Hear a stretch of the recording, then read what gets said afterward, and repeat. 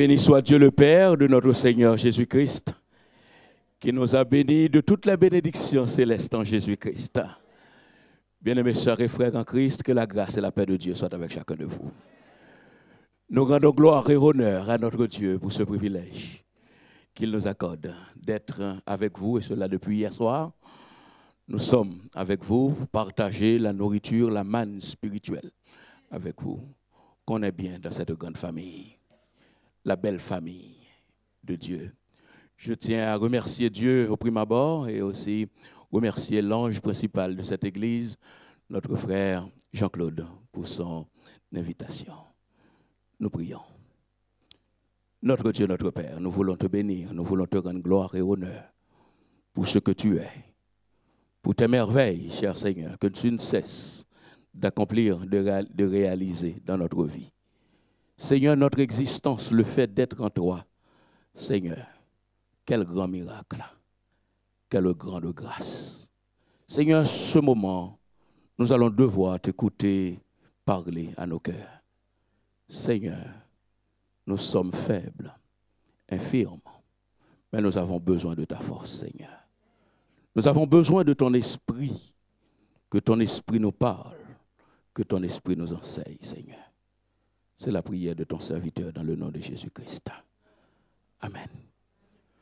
Je vous invite à ouvrir vos Bibles avec moi. C'est dans le livre de la Genèse, le premier livre de la Bible. Genèse au chapitre 3. Hier soir, nous avons considéré plusieurs versets. Ce matin, nous avons considéré que le verset premier. Cet après-midi, dans ce message aussi, nous allons considérer le verset premier. Genèse au chapitre 3, le verset premier. Mon but, ce que le Saint-Esprit a mis sur mon cœur pour partager avec vous, sœurs et frères ou amis dans le Seigneur, c'est tout simplement le fait que nous sommes en Christ, le fait que nous appartenons à cette grande famille, la famille de Jésus-Christ, l'adversaire, combien il est contre nous. Et le fait qu'il est contre nous, il fait tout. Il emploie tous les moyens pour nous détourner. Et la Bible, nous voyons Satan, quand il est entré dans le jardin d'Éden, ce qu'il a essayé de faire, ou bien ce qu'il a fait auprès de nos premiers parents, c'est d'essayer de semer la suspicion, de semer le doute dans leur relation avec Dieu. Hier soir, nous avons considéré une suspicion, un doute possible dans notre marche avec le Seigneur. C'est quand Satan veut nous faire comprendre que Dieu ne s'intéresse plus à nous.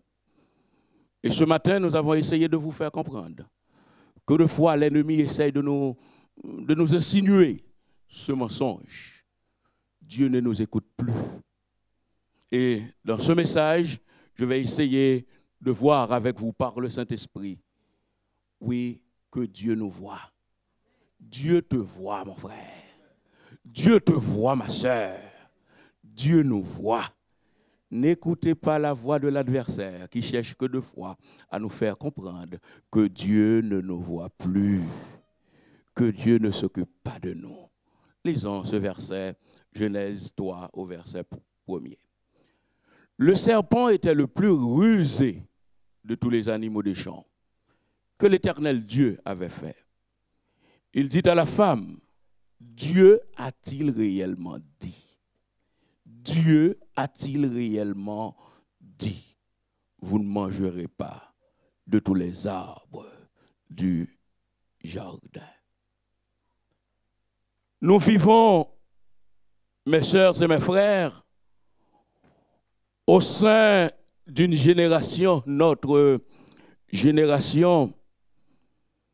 Dans cette génération, combien les esprits ont été préparés, bien préparés pour le grand mensonge.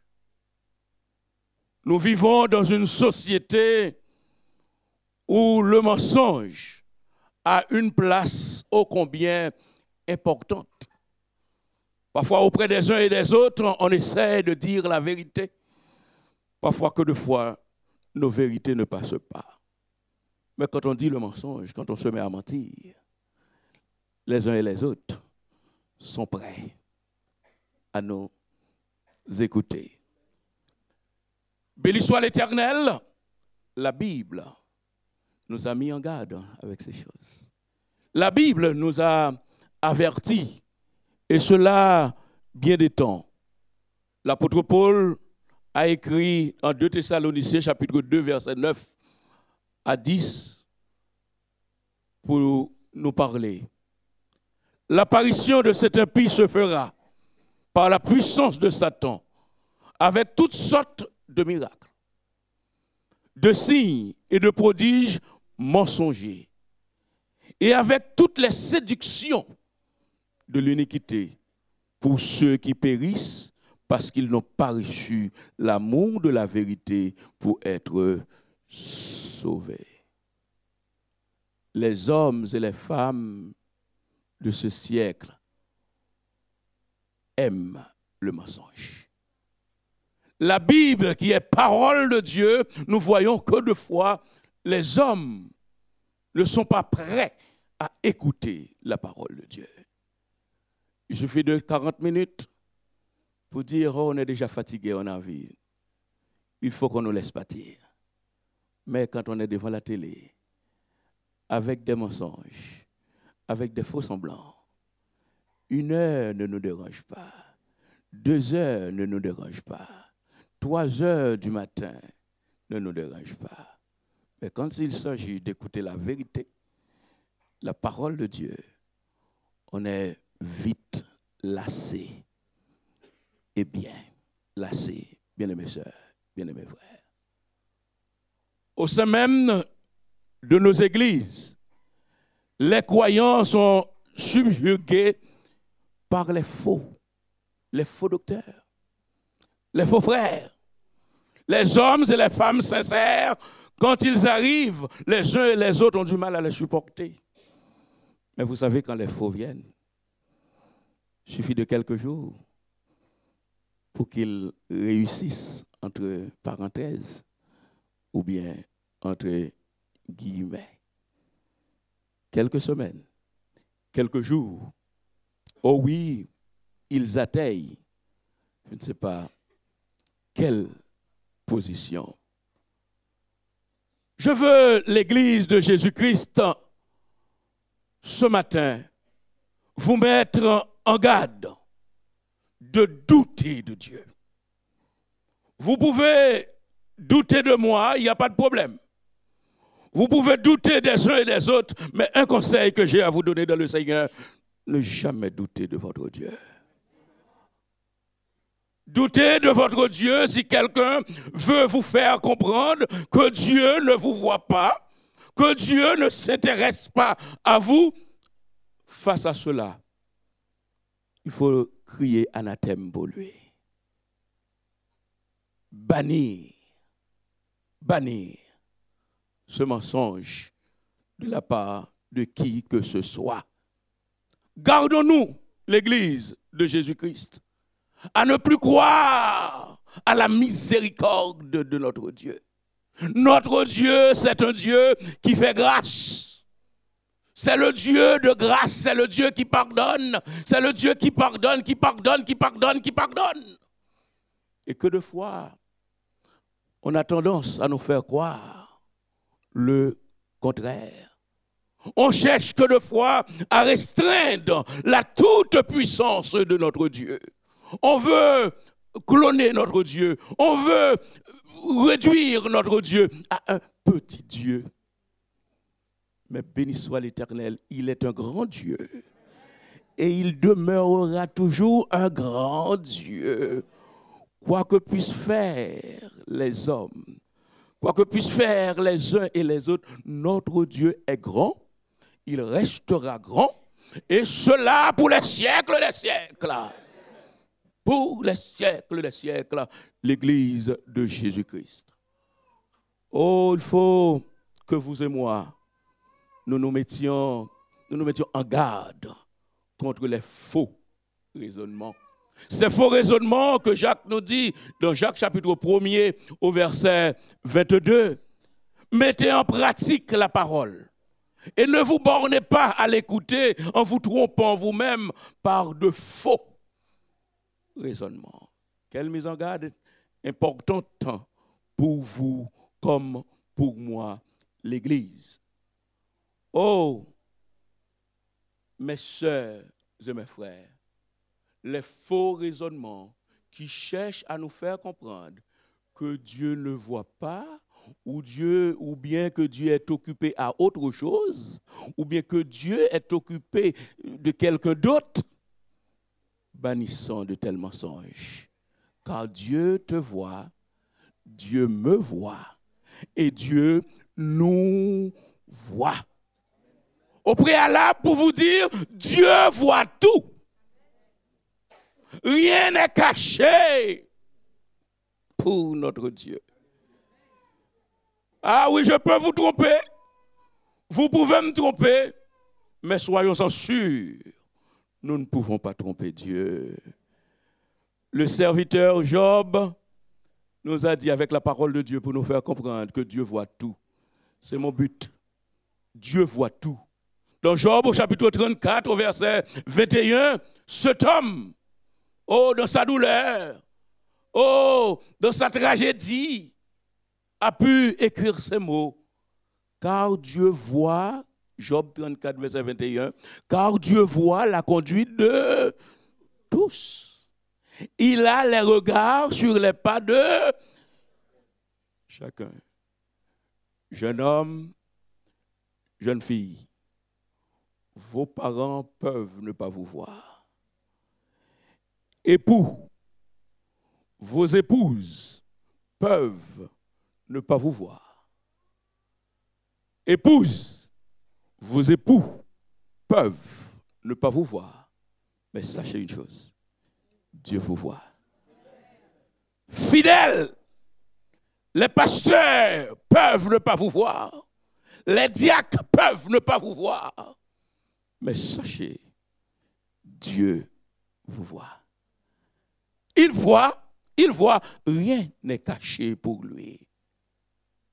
Et l'auteur de l'Épître aux Hébreux va dans ce sens, en Hébreux chapitre 4 au verset 13, pour nous dire, nulle créature n'est cachée devant lui. Amen. Nulle créature n'est cachée devant lui, mais tout est à nu et à découvert aux yeux de celui à qui nous devons rendre compte. Bien-aimés sœurs, bien-aimés frères, cessons de voir Dieu à notre niveau. Là où je suis, je ne peux pas savoir, je ne peux pas voir ce qui se passe chez moi dans le 91. Mais là où je suis, Dieu me voit. Et Dieu aussi, il voit ce qui se passe chez moi. Parce que notre Dieu, il est omniprésent. Il est partout, partout à la fois. Il n'est pas limité, le temps, l'espace ne lui pose pas de problème. Bien-aimés sœurs, bien-aimés frères, quel que soit le temps de l'épreuve, les yeux de l'Éternel sont sur nous. Je ne sais pas, bien-aimés sœurs et frères, qu'est-ce que vous êtes en train de vivre? Mais vous savez, la situation dans laquelle vous êtes, Dieu ne vous oublie pas. Les yeux de l'Éternel sont sur vous. L'Éternel, votre Dieu, votre Père, bon, aimant, vous voit, il pense à vous. Il a ses yeux, ses regards pétillants, ses regards doux. Oh, vous savez, dans les églises, les pasteurs ont toujours des regards. Mais béni soit l'Éternel. Dieu a un tout autre regard. Ce n'est pas comme les regards des pasteurs. Il suffit qu'on regarde le pasteur, on sait plus ou moins. J'étais en train d'observer pasteur Moutinon tout à l'heure. Mais béni soit l'Éternel. les yeux de l'Éternel sont sur nous. Nous qui croyons en lui, ses yeux sont sur nous. Mes sœurs, mes frères, Dieu ne peut pas nous oublier. Si jamais Dieu pourrait nous oublier, c'est-à-dire qu'il ne serait plus Dieu.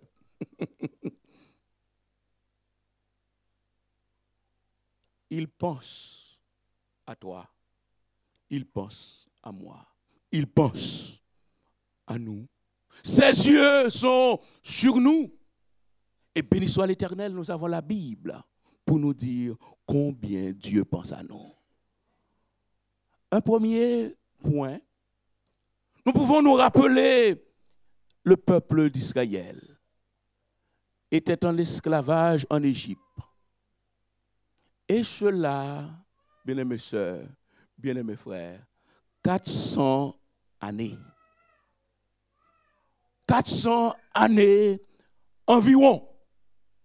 Ce peuple est en captivité.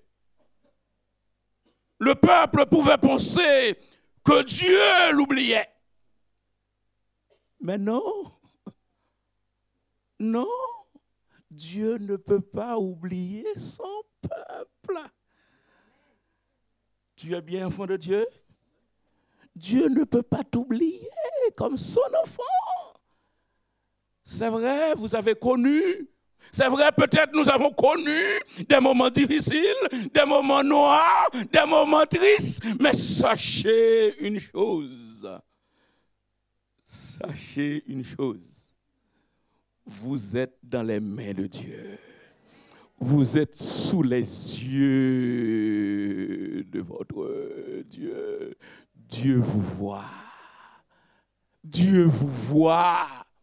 Et voilà ce peuple, bien-aimés sœurs et frères, en esclavage.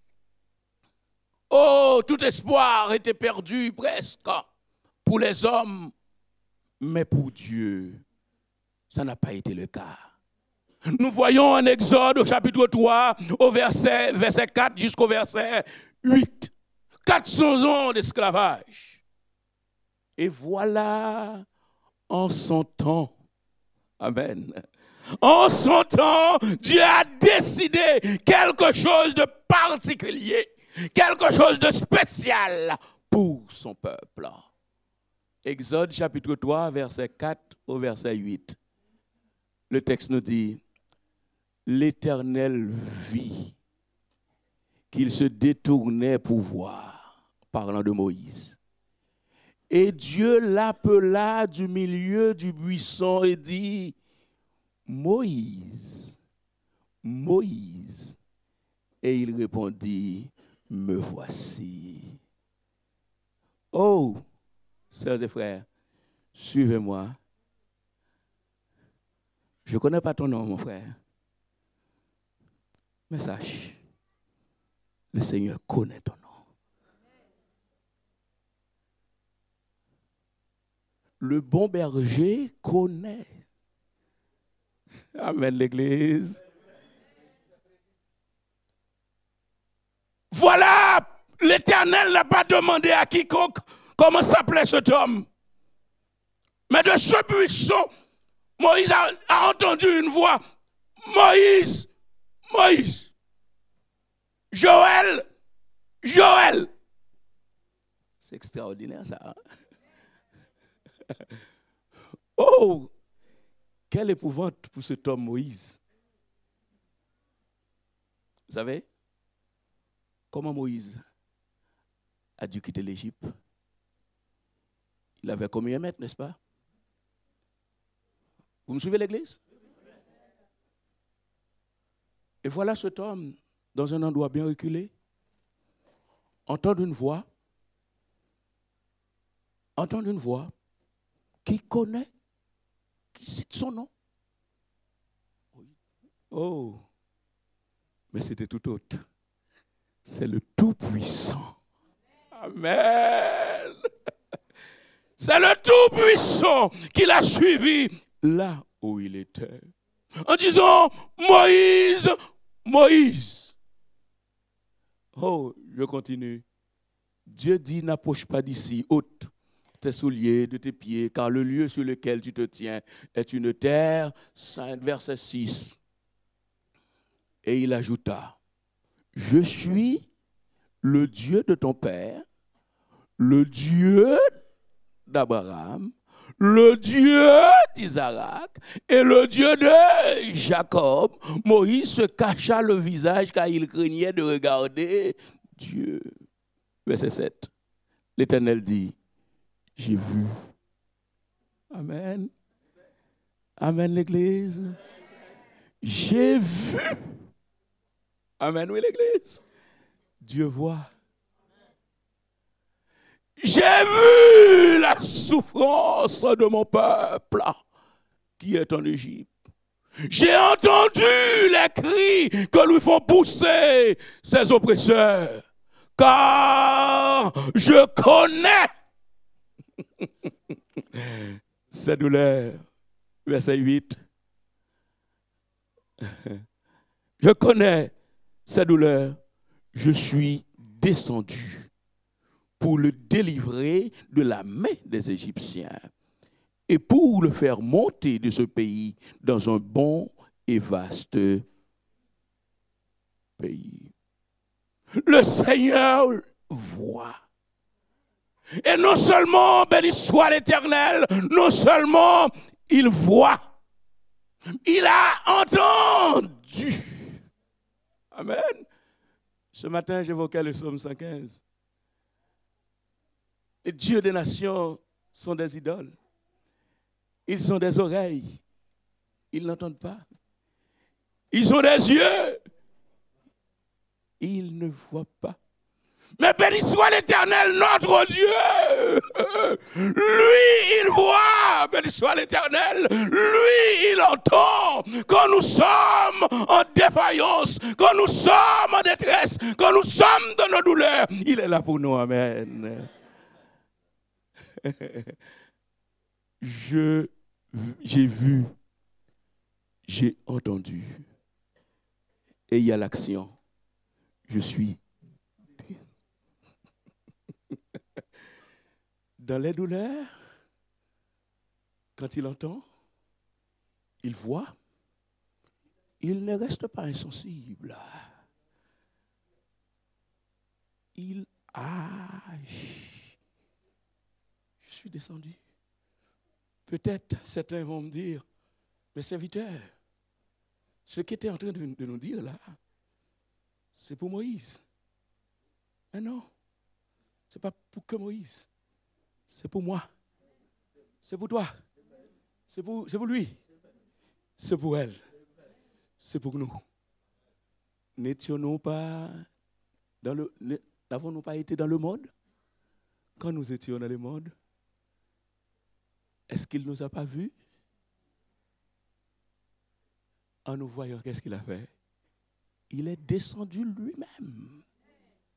Hier soir, je disais, ici, il n'a pas envoyé un ange. Amen, l'Église. Vous avez déjà connu un roi pour aller défendre sa royauté qui est partie à la guerre? On envoie des généraux. On envoie des soldats. On envoie. Mais le roi, lui, il reste dans son palais. Hein? Mais notre Dieu, il est descendu. Il est descendu pour toi. Il est descendu pour moi. Et aujourd'hui, s'il nous arrive de connaître des moments difficiles, vous pensez que Dieu peut ne pas vous voir? L'apôtre Paul nous dit, s'il n'a pas épargné son propre fils. Romains 8, 31, 32. Il n'a pas épargné son propre fils. Il ne l'a pas gardé à ses côtés pour dire j'aime mon fils, je veux qu'il soit toujours à côté de moi. Mais pour me sauver, pour vous sauver, pour nous sauver, pour nous donner la vie en abondance. Ce n'est pas que la vie éternelle, mais pour nous donner la vie en abondance, il a trouvé bon d'envoyer son Fils bien-aimé. Il a vu, il a entendu, et il est descendu. Dieu voit. Et un autre texte, nous voyons dans Jean chapitre 1er, verset 45 au verset 49, nous voyons combien Jésus voit. Oh, il est question de cet homme Nathanaël, cet homme sans défaut. Il est dit au verset 45, Philippe rencontra Nathanaël et lui dit, nous avons trouvé celui de qui Moïse a écrit dans la loi et dont les prophètes ont parlé, Jésus de Nazareth, fils de Joseph. Nathanaël lui dit, peut-il venir de Nazareth quelque chose de bon? Philippe lui répondit, viens et vois. Verset 47. Jésus voyant venir à lui, Nathanaël dit de lui, voici, faites bien attention avec le texte, hein, le verset 52. Jésus voyant venir à lui, Nathanaël dit de lui, voici vraiment un Israélite dans lequel il n'y a. Verset 48. Nathanaël, de la stupéfaction, d'où me connais-tu? Amen, oui, l'église. Jésus n'a pas besoin de ragot pour qu'il sache, pour qu'il connaisse les choses. D'où me connais-tu? Lui dit Nathanaël. Tu vois? Vous voyez? Dieu voit. Jésus voit.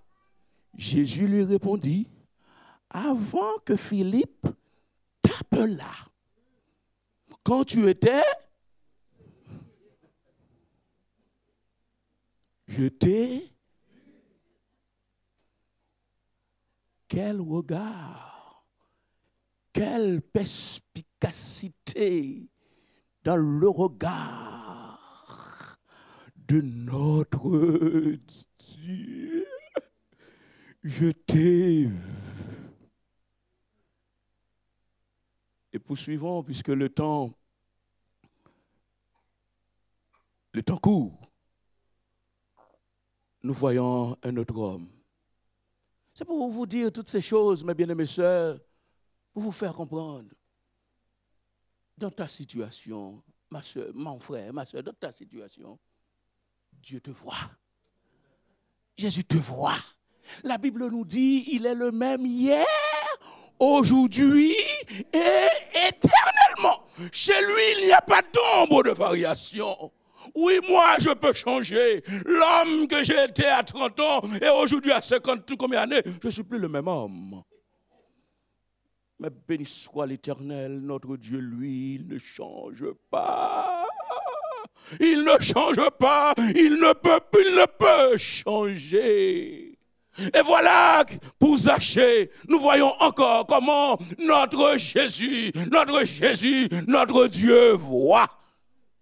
Voilà, Zachée cherchait à voir celui qui le voyait.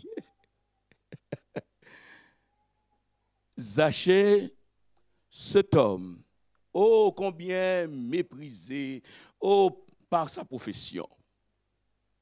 Mais il a entendu parler, oh de cet homme, Jésus. Et pour rencontrer Jésus, encore malheureusement le temps pour vous parler de ce sycomore, réhabilitation, repartir, un renouveau, le sens du sycomore.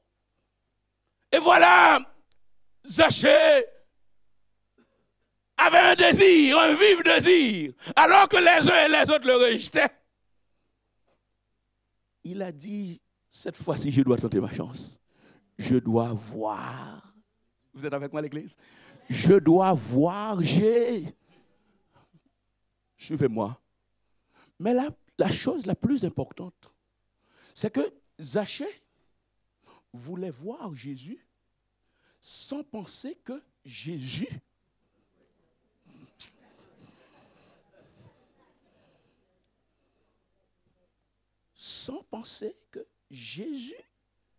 était animé du même sentiment.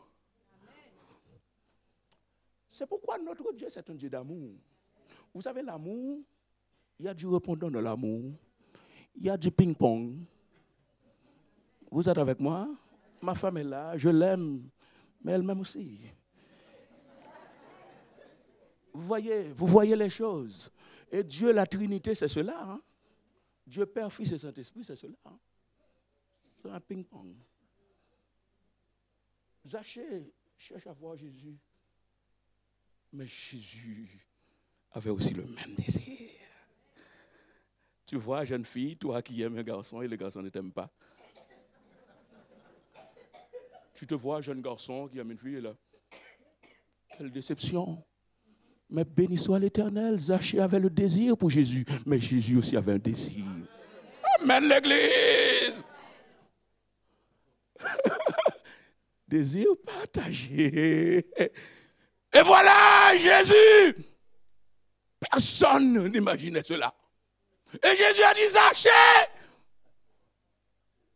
à toi de descendre. Parce que je t'ai vu. Oh, Zachée doit être tout étonné. Comment il a pu me voir? Il l'a vu. Il l'a vu.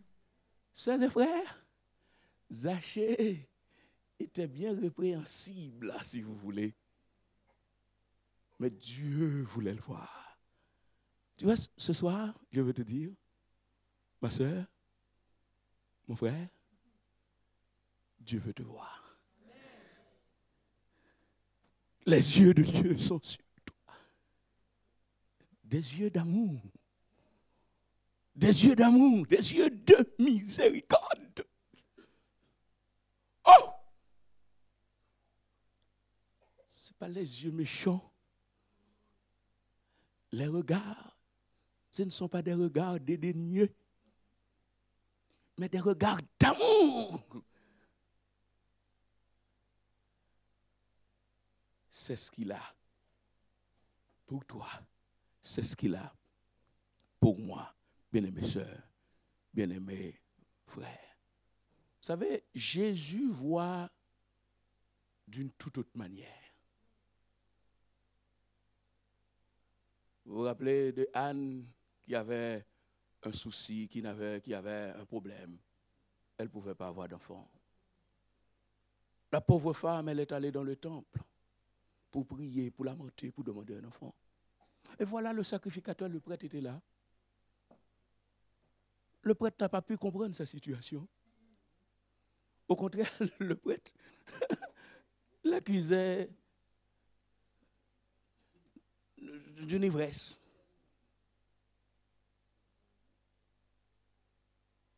Oh, mais ce qui est formidable, je veux vous dire cela dans le Seigneur, mes sœurs et mes frères. Quand les hommes d'église, quand les femmes d'église, quand les uns et les autres ne comprennent pas votre situation, restez calmes, mes sœurs. Vous savez, je disais hier soir, le pasteur n'est pas Dieu, non? Les uns et les autres ne sont pas des dieux. Élie le prêtre, pas le prophète, Élie le prêtre, le sacrificateur, ne voyait pas. Mais Dieu voyait. Dieu voyait. Et quel regard. Et je vais finir avec ce dernier exemple pour vous faire comprendre comment ton Dieu, ton Jésus voit. Et béni soit l'Éternel. Il voit tout. Pour lui, il n'y a pas de petites choses. Tout est important, ô combien important pour lui. Et c'est pourquoi, bien-aimés sœurs et frères, ne laissez pas à personne vous troubler, ou bien vous semez le doute dans votre vie pour vous dire, pour vous faire croire que Dieu ne vous voit pas. Quand les uns et les autres veulent vous faire croire que Dieu ne vous voit pas, après, comment vous finissez? Vous finissez dans le monde. Hein?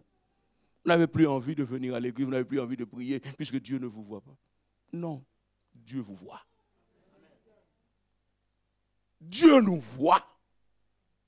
Béni soit l'Éternel, notre Dieu est au-dessus des situations. Il est au-dessus des circonstances. Il est au-dessus des événements. Et béni soit l'Éternel, c'est lui qui contrôle les événements. C'est lui qui contrôle les situations. Oh, dans Marc chapitre 12, versets 41 à 44,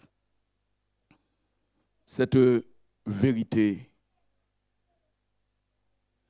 Oh, Jésus s'étant assis vis-à-vis du trône, regardez comment la foule y mettait de l'argent.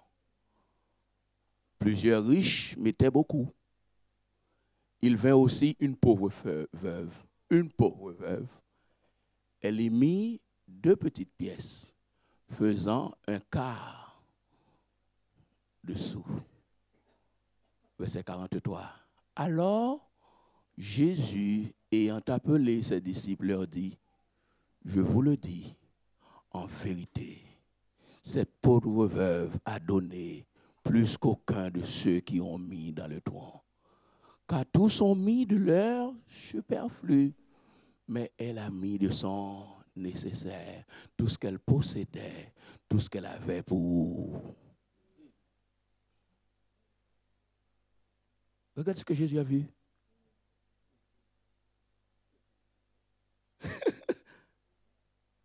Jésus est assis. Les uns et les autres pouvaient dire, oh là, il ne s'occupe pas trop de nous, non.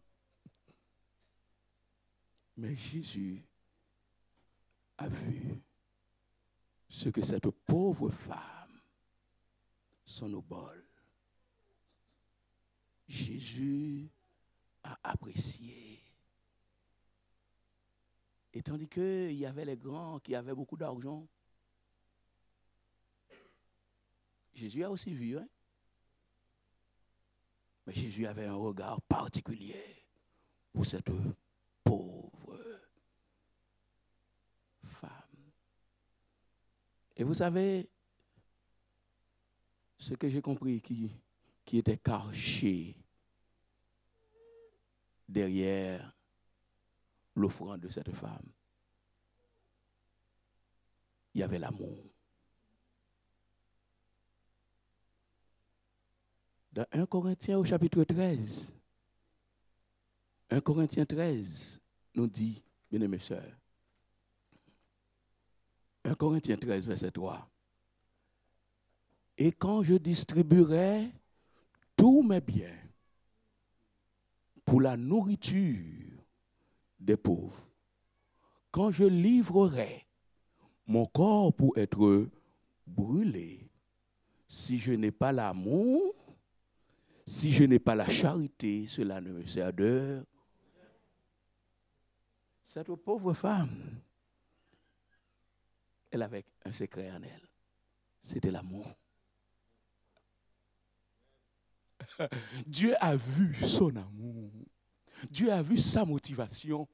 C'est ce qui intéresse notre Dieu, notre motivation.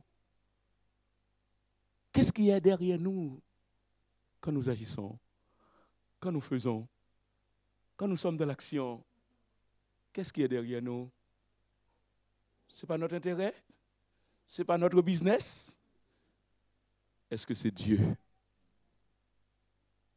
Cette femme, Jésus a vu son amour.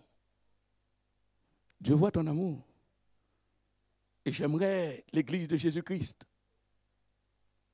Oh oui, que vous ayez de l'amour pour votre Jésus. Parce que c'est ce que Dieu cherche. C'est ce que Dieu veut.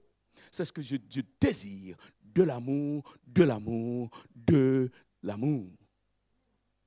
2 Chroniques 16, verset 9. Car l'Éternel étend ses regards sur toute la terre. Sur toute la terre. Rien n'est caché devant lui.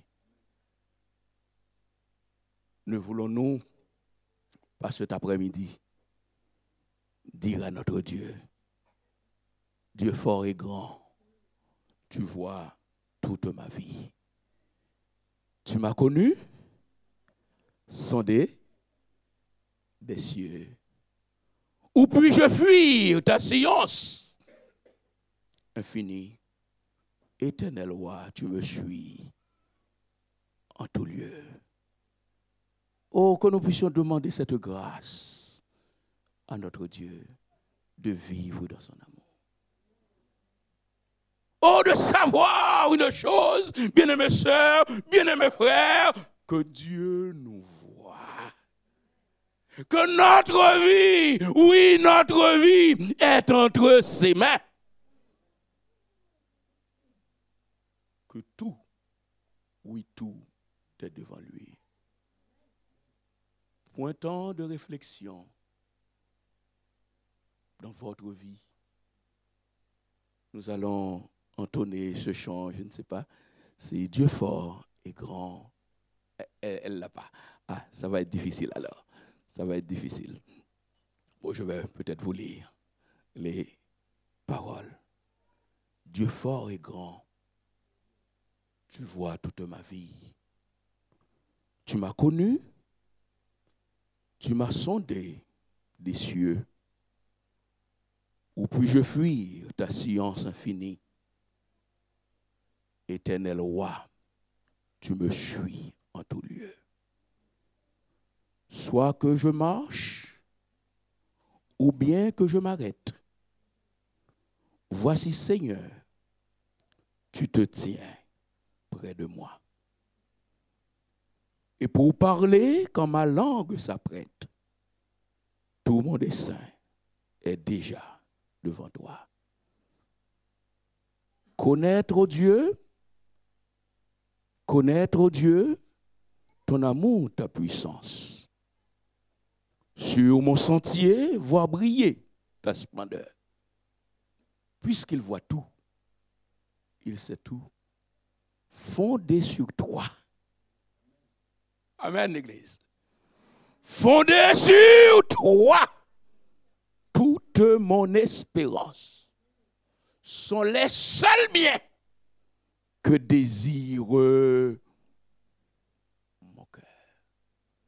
Ne voulez-vous pas faire cette prière devant lui cet après-midi? Fondez sur lui toute votre espérance. Oh!